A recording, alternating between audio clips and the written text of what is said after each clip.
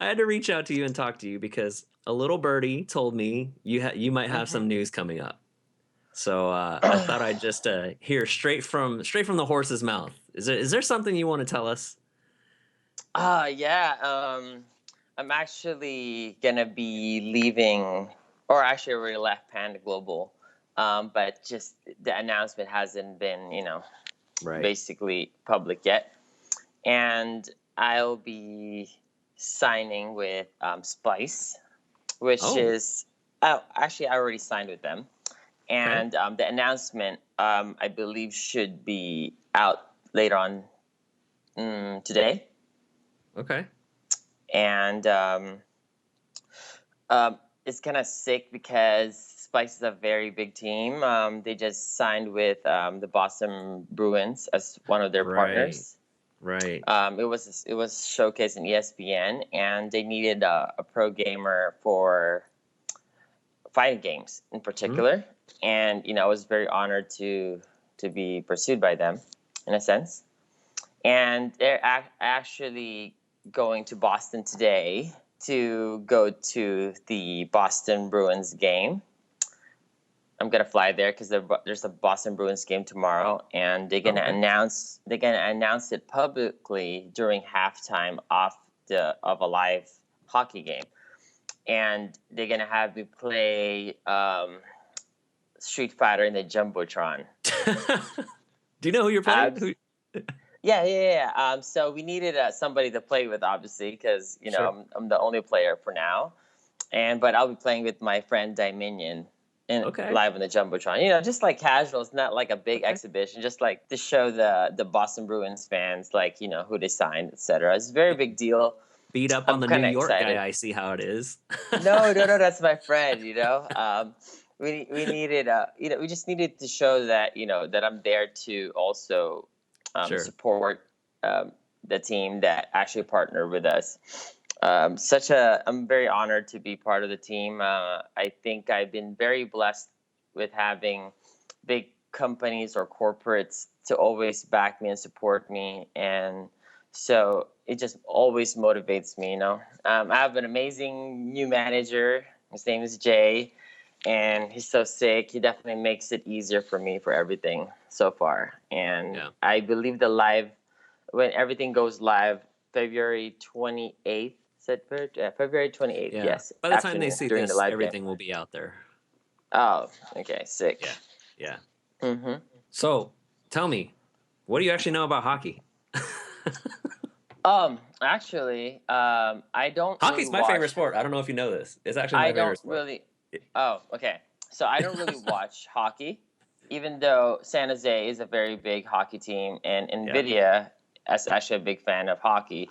Most of my family members live in Canada, so everybody in my family are big in hockey as well. So I've been a basketball fan all my life, and because of video games, I haven't have much time to actually watch a lot of sports, just like any other pro gamer out there, they don't get a lot of time to watch sports, so this is kind of like our sport, right? So, but now I have to pay attention to hockey and support my team. What motivated this change? I mean, I know we've worked together a lot. I've worked with Panda Global a lot. They're great guys. Amazing. What is, and I know you were happy with them. I know very that happy. Yes. So what prompted this change? And I mean, I don't want to ask if it's a better change, but I guess how is it different being with Splyce than it will be with Panda Global? I can't say it's gonna be it's a complete better in any way, because I was very happy with Panda Global. But I do think this is just like the right step in the right direction, because Panda Global is getting bigger and bigger and bigger every year, but they're focusing on a lot of different games, because they're doing a lot of Smash, they're doing a lot of other games like the For Honor, all the esports games. They're mostly focused on that, and but I am mostly focused on Street Fighter. But then, if you notice in Panic Global, I'm the only Street Fighter player, Mm-hmm. But I think moving with Splyce, I think it's better for the F Champ brand. Mm-hmm. I think it's a bigger team for what I'm trying to accomplish, overall, to promote something that to promote like Street Fighter or Mm-hmm. the games that I play in the mainstream, which is my goal, right? So but as far as like the Panic Global management, I have nothing bad to say about them. They're amazing human beings. They're so sick. Until this day, I'm always gonna miss those guys, and no issues whatsoever. Speaking of being with Splyce, Yes. your brand, we saw the CPT stuff go out, 2017 stuff go out today. So of course, I have to ask you, being with this new team, how will it affect travel plans? Do you plan on going to even more events than you already do? Of course, you also got announced. We should mention you got announced for E-League. You were invited for that. How's F-Champ gonna to manage a new schedule and more travel? Are you gonna travel more? What gets you into things like Capcom Cup at the end of the year? So I think, last year I didn't travel as much. I traveled in the early stages, but then I took a kind of long break, or whatever, just to focus on work. But this time around, I would probably travel way more, and I'd like to qualify early, like not like there's no auto qual, but like try to be Right. comfortable with points. So later on, I don't have to cram and try to find like all the crazy events all over the world, right? But I know that I want to promote Splice in the fighting games as much as I can. So I'll try to stream like, a few times a month, and I'll try to travel as much as I can as well. Actually, my March schedule is crazy because, right now is the end of February. So I'm already traveling to Boston. Then I'm going to Oklahoma for the Choctaw Festival event. Yeah, I believe me, Ricky, and Knuckle are all going to be there.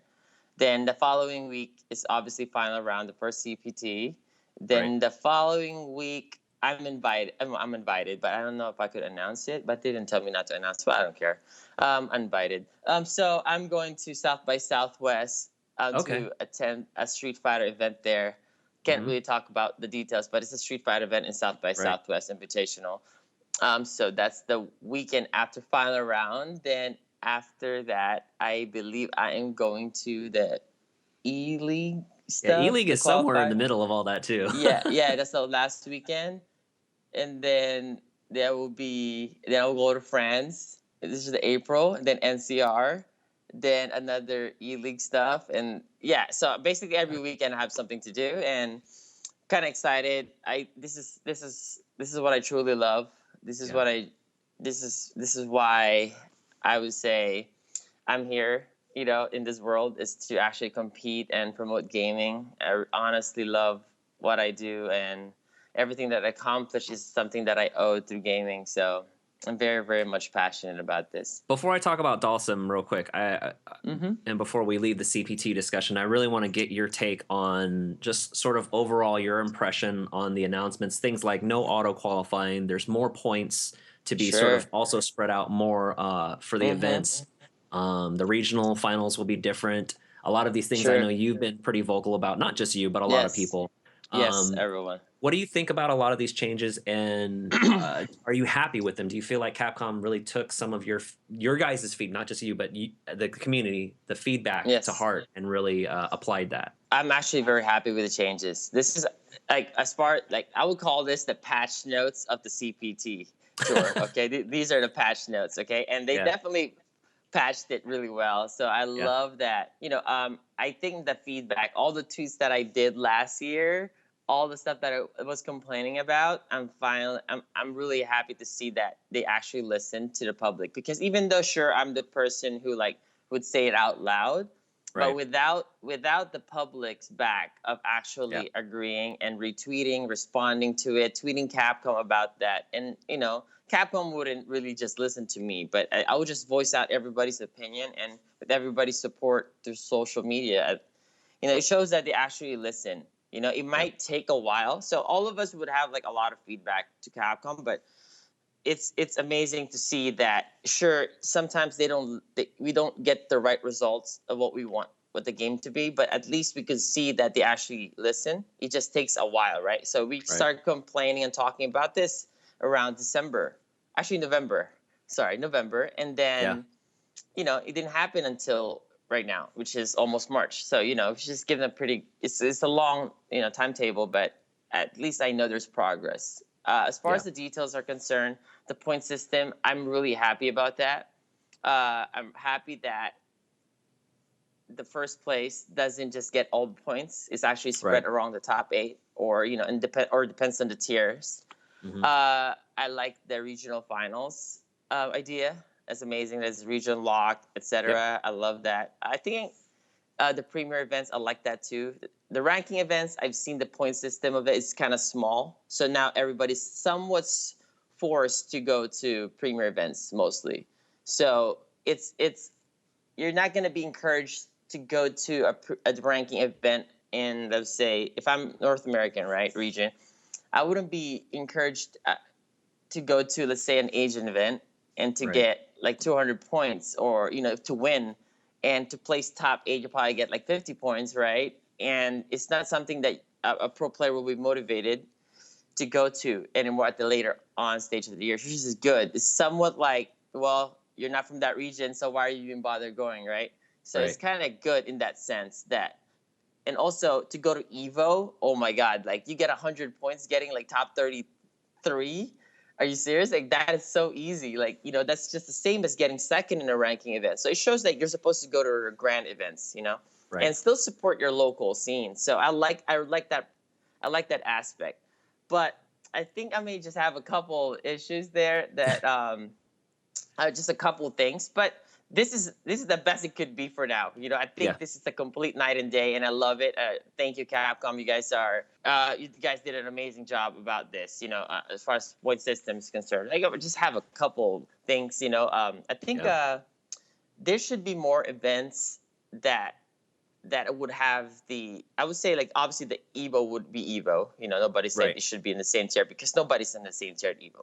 But I think everybody could agree that some premier events are harder than other premier events in general, in particular. Mm-hmm. So, you know, like StarCraft, there's premier events they have, but their premier events have 2 tiers. Right. You know, like based on point system. So let's say, for instance, easy example would be NCR, which is my area, my region. So I would say that, you know, I could always say I should be promoting it, you know, which I do. But as far as like difficulty of the tournament is concerned, final round is way harder to win than winning NCR. And Infiltration won both, sure. Yep. But I'm saying, like, Infiltration won final round last year, and he won like a, you know, 1,100 man tournament with all the Japanese players there. Okay, all the pros. The following weekend was NCR. NCR had 400 people, and half the top players were there. And he got the same amount of points. So Haitani, who got 4th place at final round, I think he got like 40 plus points or something. Mm-hmm. Marn, who got 4th place in NCR, got the same points. I mean, I'm not saying like both of them, you know, but both of them are amazing gamers. But I'm saying, like, it's a lot harder to do that because there's more pros, you know. This is like something little like that. But I think, you know, you just want to, I would say, reward a top players or a certain player's hard work in that sense. Sure. You know? Also, there's no auto qual, but I understand the champion needs to return and he needs to defend the title 100%. And he absolutely deserves to be in Capcom Cup. He's been so dominant. And even if he didn't have an auto qual, come on, guys, he's going to qualify anyways. Nakuto's going to qualify. You know, but I just kind of like, I just didn't like the fact that he just gets an auto qual. I personally don't like it, but I know he absolutely deserves it, and he was gonna qualify anyways. It's just like, damn, that's kind of sick because Kazunoko didn't get it. Didn't get it. He didn't, but Momochi got it. Going from, what was it, 2014 to 2015 for Street Fighter 4, and I think the only reason they didn't give it to Kazunoko was just because, hey, we're going into a new game, right? How about Sako? How come Sako didn't get it? when he won Capcom Cup 2013, 2014. He didn't get it. You know what I'm Yeah, saying? Like, he yeah, should have kept it consistent. But there's no better. Like, I'm not saying like Knuckle doesn't deserve the auto call. You know, that's not the point. Like, I yeah. absolutely think he does deserve it, like any other champion out there. You know, and that would be sick though. Like, if he still like go and wrecks like a couple like premiers, Uh-huh. and just to say like, Because oh, I see you guys. he's still gonna need seeding, and that's where the points will come in. Of course, is seeding. So See, that's a pretty good topic to talk about. So seeding, but seeding kind of didn't matter in CPT. To be absolutely honest with you, this is what Mochi talked about. I saw it in one of your videos, I believe. mm-hmm. Like, the actually being seeded was actually a punishment for most of the top players. Like, for instance, let me give you an example. The 1, 2, 3 of Capcom Cup CPT points last year was Infiltration, Justin Wong, and Taquito, right? Kind of like Mm-hmm. that's the top 3.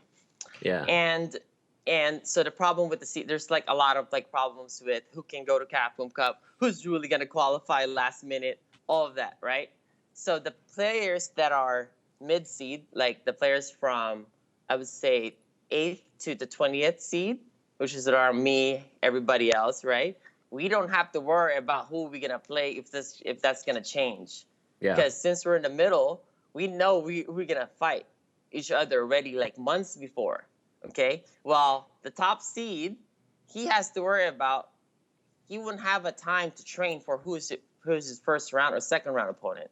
He would not have an idea, the top seed, because, like for instance, Infiltration trained for a Vega, which is DRA. He Right. was supposed to fight Right. DRA. He was so focused on fighting Vega. He had people that played Vega main to train for. He was prepared for that, and then all of a Yeah. sudden, last minute, 2 days, he ends up fighting Human Bomb, which is one of his training partners also, and it sucks. And how is the top seed got punished? He earned the number 1 spot, so a number 1 seed has to mean something. It has to mean something. It has to have some value. So why did they want? Because that's a punishment. Right. Also, who does the last chance qualifier at Capcom Cup? Who does he play? Does he play Infiltrate? Does he play like the number 1 seed? If so, that's bad for the number 1 seed, because Right. the person who's gonna qualify, the last chance qualifier at Capcom Cup, is a pro player, 100%. It can't be. You're not gonna be a random guy who's gonna walk in there and win that without being a pro player. You know what I'm saying? And then now, Yeah. since that's the qualifier, the next day you fight the number 1 seed. Number 1's like, oh my god, I didn't even know this guy was gonna qualify. How are you gonna prepare for that? And preparation is everything. And that's such a bad thing. So now, obviously, everybody's aiming to win events. Everybody is, right? But Yeah. I don't think anybody wants to be number 1 seed. I surely don't want to be number 1 seed. If I win a couple of premieres, hopefully, and I'm like in the top 5, whatever, I'll make sure I stay in the like 8th seed. I'll make sure not to go purposely so I don't get to number 1 seed, because it seems like 1, 2, 3 is like a bad seed in Right. general. Yeah. If we're basing off last year's seating arrangement, right? Right. And Right. also, if somebody couldn't make it due to visa issues, what are the rules for that? Like, who's gonna replace it? Are we gonna just find someone?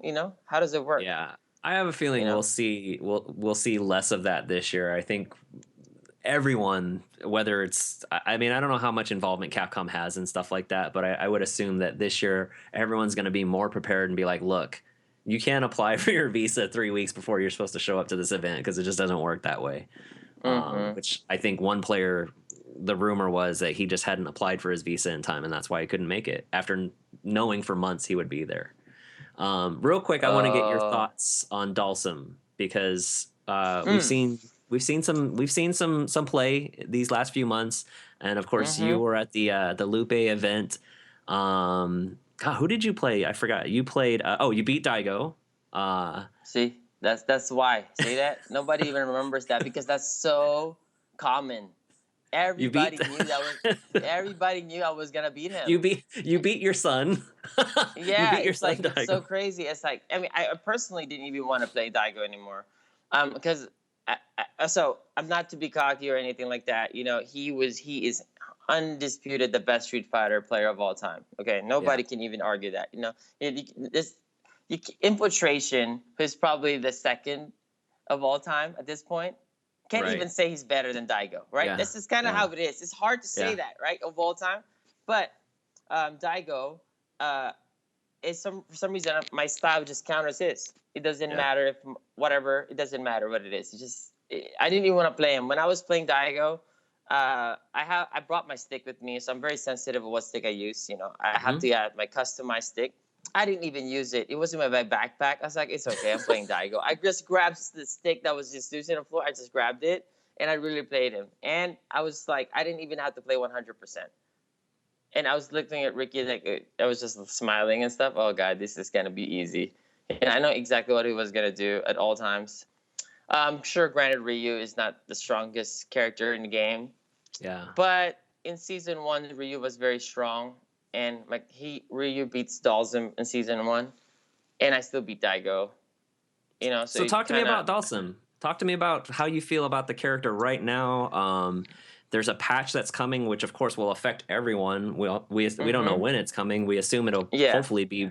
I mean, I don't know. Some people want it before CPT, but I could see some people not wanting it just because the lead time between events. But talk to me about where Dhalsim's at right now and where you think how you think a patch could affect Dhalsim going into CPT. So I think Dhalsim is around not bottom 5, but Dhalsim's like bottom 10 in a 24-man, I would say roster, right? It's like bottom 10, I think. 10. I think he's, well, if you think about the top tiers and the high tiers, there are about 15 characters already. Okay, right? yeah. I think so. And then, there's 9 characters left. I would say, kind of like that. Not like he's like somewhere around that region from like 6th to 10th bottom, right? Whatever, 6th to 10th, somewhere around there. So I do think that he's pretty good, in my opinion, but I think he's just too hard to play perfect in a game like Street Fighter V, where there's lag or there's high variance, there's a lot of 50-50s. But I really, really like my character, and I think I'm the best at playing an archetype like that. Like certain players, like let's say Itsubashi, who is the best grappler archetype player. Right. At this point of my career, or anybody's career, you stick with your archetype that you think you're world class at. You stick with that. Whatever it is, you just stick with it, okay? Like, this is like, sure, there's archetypes of games that I will excel way more than I will excel in Street Fighter, because if I play Marvel game, I can play any archetype, right? It's okay. As long as they're not grapplers, archetype, But in Street Fighter, I am the best at playing zoning archetypes type of character, the weird-looking characters, And Cien is the best at playing the most technical, weird-looking characters too as well. He plays Gen, he plays Fang, he played Dhalsim, So there's players who's very good at playing certain types of characters, and we don't want to deviate from that, because we could play a Shoto, or we could play like a Chun-Li or Cammy. We could play them at a high level, but we would not be world class level for that archetype. So what's the point of that? Sure we could switch, and we will be able to counterpick some non-pros or some just good players.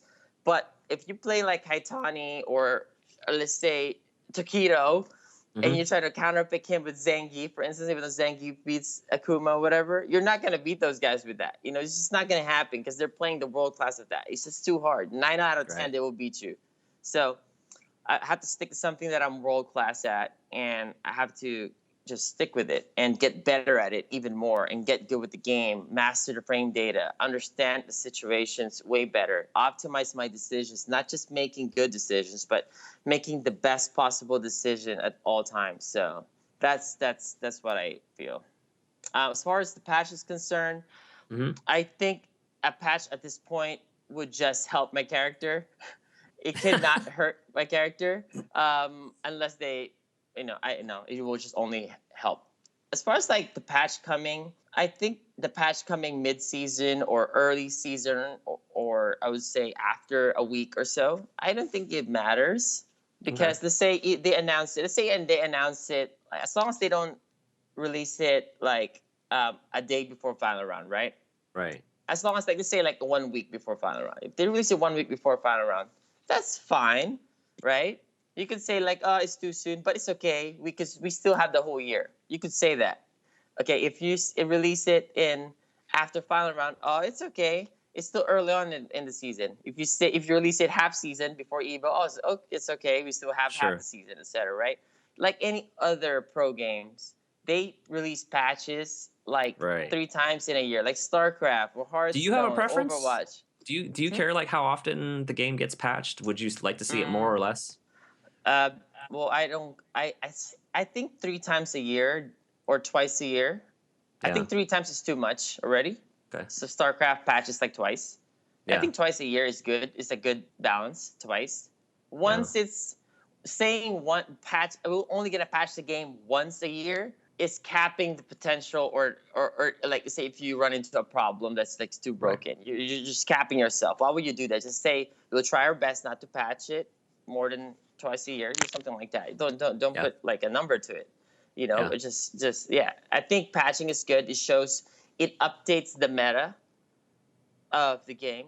It makes it less stale. You end up seeing more characters on stream that you don't rarely see because the specialist gets to showcase their knowledge of every character, not just like the top tiers dominating. Right now you see a bunch of Urians or a bunch of Camis over and over again, Balrogs, Karens, and Loras, and it just gets so stale after a while. I haven't seen a Fang on stream in a long time, let alone a Dhalsim. And it's kind of like, and Ryu. Yeah, it's so rare to Vega and like Alex. So hard to find to see those characters, and Capcom actually did an amazing job designing the characters. They're kind of so unique. Imagine that we don't have any game specific issues, right? And just like the way they design the characters and how unique they are. How Ken and Ryu are so different. How Akuma, Ken, and Ryu are so different. They're not like copy pasted characters. I think it's just an amazing design, Even though the game's fairly easy to play in I would say in the low level, but I think the way to design it's just really nice, really well thought of. F-Champ, thanks again for taking some time out. I know you're busy. Congratulations again, of course, on signing with Splyce. I think it's a big move, interesting move, because they don't have a fighting game player yet. And I know they're big players now in esports in general. So of course, congratulations on that. Looking forward to seeing you on E-League and of course on the Pro Tour this year. Really appreciate you taking time, and hopefully we'll get to see you in person soon, and we'll talk soon, man. Yes, I'm really, really excited, and thank you so much for having me, guys. And shout outs to Splyce, shout outs to all the support out there, and bye to Panic Global. You guys are amazing, and I'm sure someday we'll work together again. You guys are my family for life. But for now, with Splyce, and let's see what happens. All right, man. Good luck this year, and we'll talk soon.